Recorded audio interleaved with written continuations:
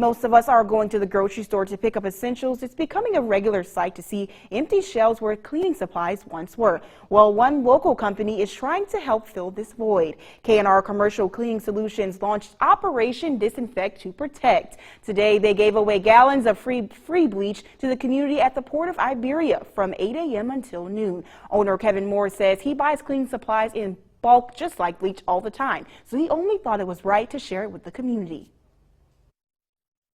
We find this necessary, and that's kind of what invoked us to really get involved. You know, I think that we have the ability to make an impact in making, like you said, nobody has this on the shelves. We do.